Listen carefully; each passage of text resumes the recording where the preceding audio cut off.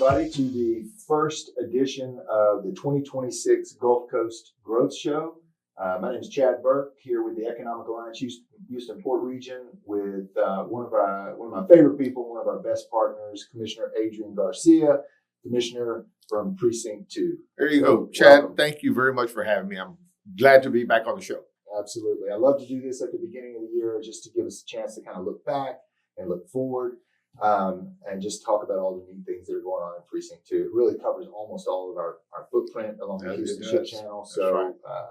Great partners and lots of fun stuff to talk about. But first, before we jump into all the good things that are happening last year and this year, I feel that people should know you and get a chance to know you. And your career has been one of service, starting with police work. But give everybody the thumbnail sketch of your career and background and kind of the progression that led you to be our Precinct 2 County Commissioner. Well, thank you. And I tell you what, it has been an incredible journey, just reflecting back. But my career in public service started as a Houston police officer on the mean streets of Houston, as I like to say, and worked every shift, nights, days, evenings. And just met some incredible people, worked with some phenomenal crime fighters, and then did that for 23 years, including being named the director of the mayor's anti-gang office. Yeah. And then I, as I tell people, I decided to do something much more dangerous than police work. By getting into politics. Exactly. I used to know who was shooting at me, man. But I got elected to Houston City Council in 2003, started in 2004. Got elected with Mayor Bill White and served there. I was the chair of the Public Safety and Homeland Security Committee and chair of the Minority Women Business Enterprise Committee. And then Bill White asked me to become his mayor pro tem, vice mayor as they refer to it, which I thought was a pretty cool job. That's a nice honor. It is because nobody hates the vice mayor. Yeah.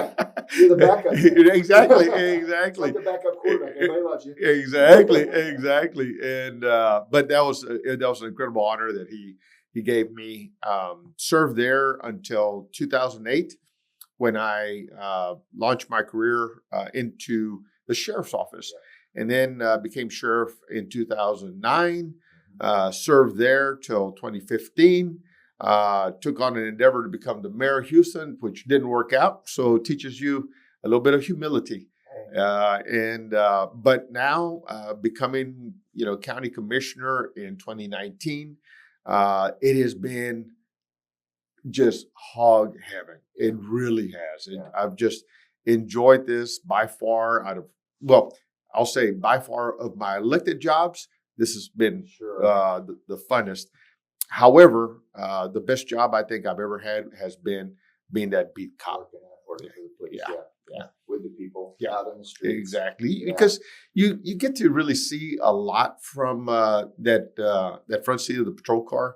You get to understand some things. One of the things that always stayed with me was, how can I be in this neighborhood that has a lot of challenges, and then you drive across the street and you're in a completely different world?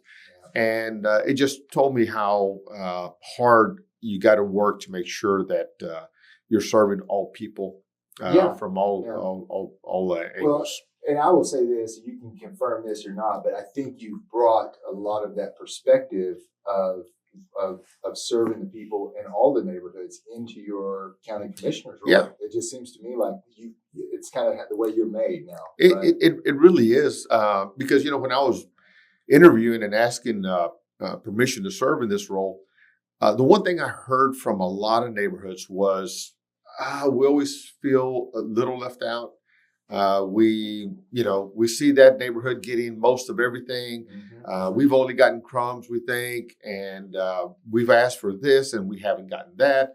And so I felt a degree of disconnectedness. Yeah. And so one of the first things we did was launch community plans for every area of the unincorporated part of Precinct 2. And I found a lot of common threads. People want to be safe. People want to have access to good infrastructure. People don't want their homes flooded. People want to have sidewalks and trails, and people want to have clean and nice parks. They want to have access to our health services. And so those plans just enabled me to make sure that we were serving Precinct 2, not this neighborhood of Precinct 2, not this area of Precinct 2, but Precinct 2. Quality of life for everybody. Exactly. Very good. Exactly. Very good. Well, we're glad you're in the role you're in right now. Thank you. You've been a great partner with me personally in the Economic Alliance, and we'll talk about that a little bit later. But let's glance back at 2025. Here's we're in January now, 26, and tell me a little bit about some of the things you're proud of for 2025. I was talking to my staff the other day, and I told them, I said, man, you got to put this to writing because I have forgotten more about what we've done than I can remember, which is good. Which is good. Which means you're doing a lot of good things and you keep going. You do the same thing here, and I'm like, can we capture this? Right. And it's always good to reflect. And so it's been a very, very exciting several years, but 2025 has been really important to me because we've gotten to $1 billion in capital improvement projects that we've committed to. With a B? With a B. Nice. With a B. And then when I came into this role, the average spend of the office was about $35 million. I've gotten that up to $62 million, which means is that we're putting the people's money to work in the neighborhoods. Making that investment in the areas.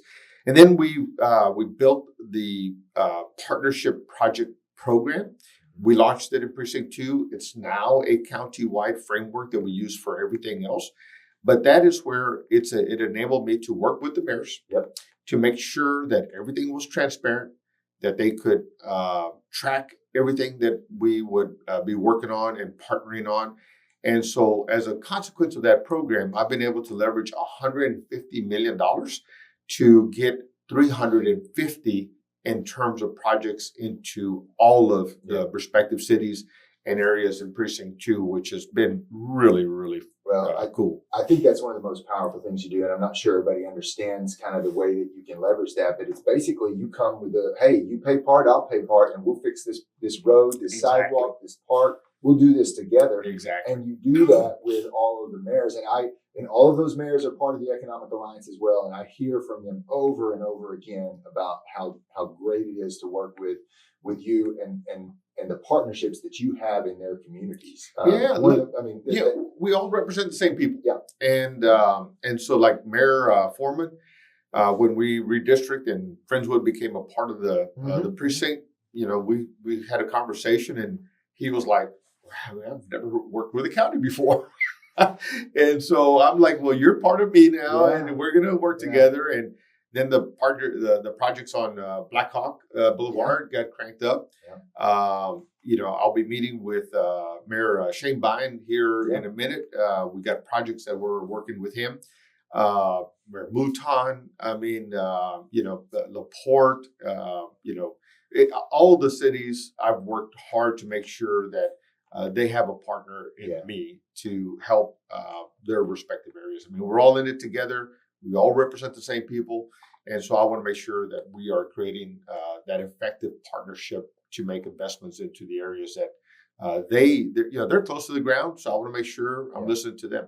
Yeah. Well, just as a third party, I get the feedback from those guys, and those mayors are very, very happy. I mean, everybody on the north side as well, Galena Park, Mayor Moya, and I've heard back from almost all of our mayors about how great it is to work with you. Good. I'm glad to hear that. It's leveraging those tax dollars, putting that back in the quality of life. It's the people's money. Yeah, exactly. All right, let's move on just a little bit then. You do have a lot of parks and centers. Tell us a little bit about some of the great things that are going on with some of our neighborhood centers and with the parks that you've got around the community. Yeah, so 2026, I was just mentioning earlier today, you mentioned you saw me in my new uniform over at ExxonMobil, and I was just like, oh my God, January's almost gone. Yeah. So 2025 ended in a great way. 2026 has started just in the same way. I'm excited because we are nearing the completion of the first phase of the Beltway 8 bridge.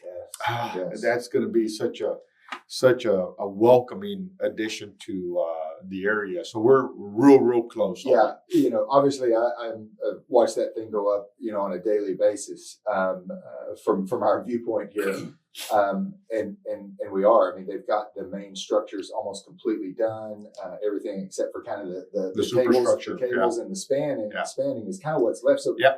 what's an estimated completion of that first phase of we got to ask Mother Nature to be kind. Sure. Yeah. And as long as she's kind to us, we will. We're going to be on track to open up that side sometime late this year. That's what I thought. Yeah. So very, very excited about that. And so that's one of those projects where when I came in, learned a lot about it, found out that it had some challenges, and then made sure that it wasn't going to fall out from under us. Yes. And so now it's on a good track. I'm proud of Hector and the leadership there that's been keeping it moving. So that's one of the biggest things I'm looking forward to this year. Not to mention the broader things like the World Cup, like Fleet Week, like the World Series, World Baseball Classic, and NCAA Final Four. Yeah. I mean, this year is going to be rocking. Yeah, it's going to be an incredible year. Definitely going to be on the global stage this year with all the things we have going on. Yeah, and then one of the partnerships that we got started off last year, and it's now moving along into this year, is a partnership with the city of Houston, Mayor Whitmire in particular. Mm-hmm. We've created a maintenance partnership for 2 city parks, Keith Wise and Moody Park. And I'm really excited about both in particular because State Representative Armando Wally has been able to get funding from the state for Keith Wise. Mm-hmm. And so we're going to launch that partnership program with him to get Keith Wise to a really destination kind of point. And then Moody Park is my neighborhood park. And so I'm really excited about working on that park in particular. I grew up there as a kid, policed there as a cop, saw the last riot that Houston had as I was growing up, and worked on it as a city council member. So I'm really, really fond of that park. So those partnerships are moving along. And then we're going to just really work to, expand, and hopefully we'll be able to finish our entire drainage network of ditch maintenance. Mm-hmm. We've got 1,000 miles so far. Mm-hmm. We got about 100 more to go. And so we're going to finish that out, which will be incredible because never has the entire precinct been regraded at the ditch within the ditch system in a span of 5 years. Mm-hmm. Never has it happened. And when I got here, neighborhoods were telling me we haven't seen a grade all in 30 years, 20 years, 10 years. We've gotten it done in about 5, 6 with this year. And I'm just really proud of my public works crew. I just saw them this morning. And because that's the neighborhood's first line of defense against flooding. Yep. And so really clean ditches, well maintained, right grades.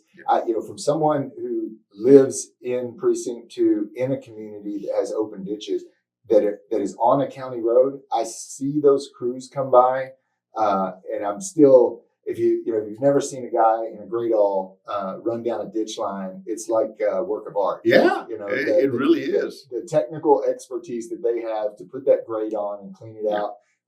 And I see it every few years over in the Lomax section of LaPorte, and they do a phenomenal job. And you're right, it's the first line of defense against flooding, because if everything's flowing good, that water can get out and get you to where it's supposed to go, and then back up into your houses. Exactly. And everything. So. And that's why I'm grateful to the voters, because they helped us pass Prop A, which now gives support to the flood control district. Yep.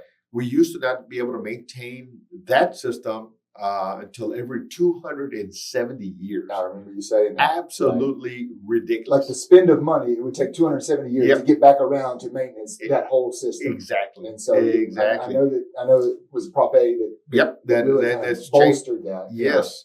Now we get to it within industry standard time frame, which is 60 years. But more importantly, it's given us a rapid response capacity. It just takes a hard wind tomorrow to knock a tree into the system. Sure. Well, the district used to have to struggle to get in there, pull that tree out. And then maybe a rain would catch us before we got out there. Now we have rapid response capability. And then I'm working with the district to build a strategy to address the homelessness encampments that we find in the system quite a bit. There's been a significant number reported, and so homelessness isn't the work of the district. So the executive director and I have been working on a strategy that we'll be rolling out very soon. So a lot going on. Just really proud of it. No, it's good work, and you can see how it I like the fact that almost everything that you're doing feeds back into our safety, our security, our quality of life, the ability to kind of enjoy where we live, prosper where we live, and be safe. Yeah. Right. Yeah. I think that's it. Those are the fundamentals. The job. Yeah. Right? Those are fundamentals. People just, they want to be able to let their kids go play at the park or, ride their bikes and not have to worry about things. And that's why the strategy I use, Revive to Thrive, is about bringing those fundamentals to neighborhoods: street lights, good drainage, sidewalks if we can make it, good, better roads, and just make it all to where people are just proud of where they live. Exactly. I'm going to take you back real quick because I get these questions a lot. The Beltway Bridge. So I want to touch on that real quickly. So the new bridge is really two bridges, right? Mm-hmm. So I don't know if a lot of people understand that. What is being built right now is half of. That's right. One of the sisters. It's the southbound side, right?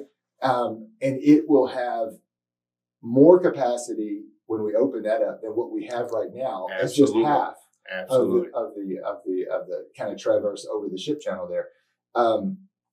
When it opens, I'm going to just say, knock on wood, late this year, late 26. At that point, we will switch traffic over there. It'll be two-way traffic, then we will begin the process of dropping the existing bridge. That's right. I'm no engineer. That'll probably take a year and a half to probably drop that bridge, right? And then we'll start constructing the second half or the other twin of the suspension bridge, which is a beautiful. It's going to be a beautiful piece of architecture. But man, when that opens, then we've more than doubled our capacity to go north and south over that, which is one of the main arteries of freight and people in and out of this port region. So that's right. I'm really excited about that. Chad, if you think about it, if you get on the bridge right now, or really at any time of day, but especially either early in the morning or in the evening, at the rush hour time, you got one lane of traffic, and it's bumper to bumper. Yeah. The southbound side is going to give folks 4 lanes going south. But as you mentioned, we're gonna split it so that we can get started on the northbound side. But when we're finished, the capacity on that bridge will be multiplied by 4. Yeah. And it will be safer because there's almost no shoulder. No, there's no shoulders. Yeah. I've probably told you this story before, but I was going over that bridge. Scaffolding fell off of the truck in front of me. I went right over the scaffolding, had 2 blowouts, no shoulder. God. I couldn't even keep going. And the car behind me had a blowout too. And we were literally stuck on the top of the bridge, shut traffic down completely because there's no shoulders. Yeah, and I'm glad you're safe, but then you feel bad because you're looking down. I know. I'm stopping all these people. Exactly. So, exactly. Yeah. But it will also have a pedestrian side to it as well.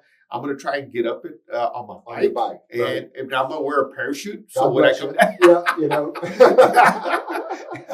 so it'll be very, very exciting for the community. Yeah, and then just south of that, which has been one of the biggest wins I think in my tenure at the Economic Alliance is the partnership between HECTRA or the county and TxDOT to prioritize and build the 8 direct connectors that keep us from having to go through 3 red lights to take a turn in that intersection. Exactly. So just phenomenal. And I get chills just thinking about it. People think I kind of geek out about traffic stuff, but still, when those columns are already being built, you can see the formation of the first 2 or 3 direct connectors.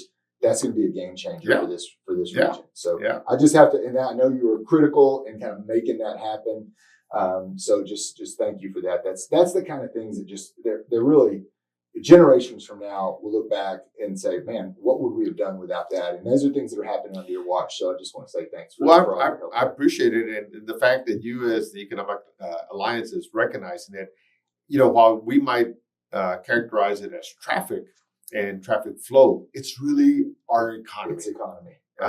The more we can do to keep that traffic moving fast, it means our freight gets out of the port, gets to the store shelves. Hopefully, that means the product will be a little cheaper. People get to their jobs quickly. People get home to their children quickly. Safer. So it is safer. So it's a very, very critical system for our economy. Yeah. Well, fantastic. So lots of great things to look forward to here in 2026.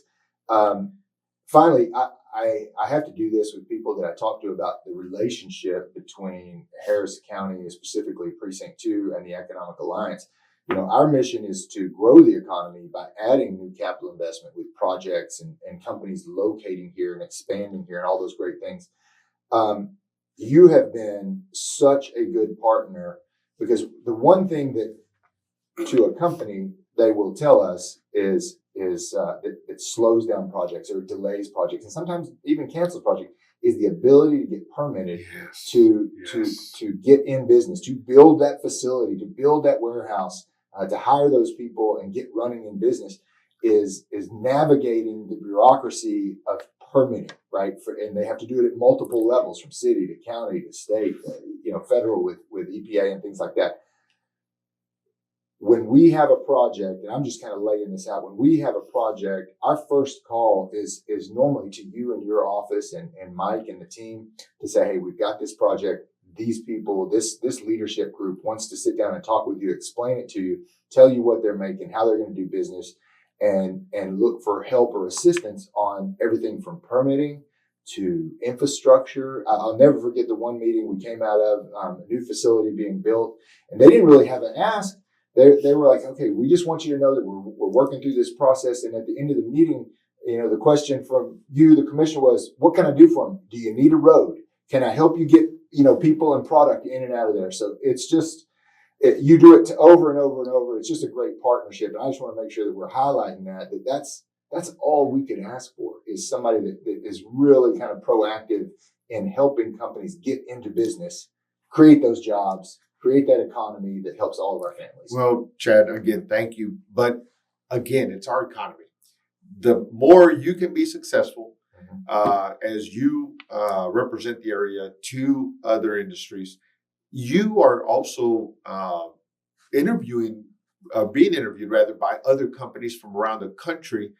And so we got to make that an incredible sell. It's a competition. To get those companies to locate here, it's always a competition for those dollars. So we have to be good. And so anything I can do to ensure that that expansion happens, that investment happens, those jobs come, anything that I can do, the answer is always going to be hell yes. Yeah. No, and we see that. We love working with you. I love being able to take new companies to the region, down to sit down and meet you and kind of meet the team and kind of work through that process. It's fantastic. And people go away from those meetings saying, man, we have never seen that kind of cooperation. So that's good. It's fantastic. That's good. Well, we'll end on that note. All right. I'm going to let you get back to work, but I want to say thank you so much for what you're doing. Thanks for coming in and talking to us. I can't wait for everybody to kind of see this and get to know you better and understand that process that we do with the precinct.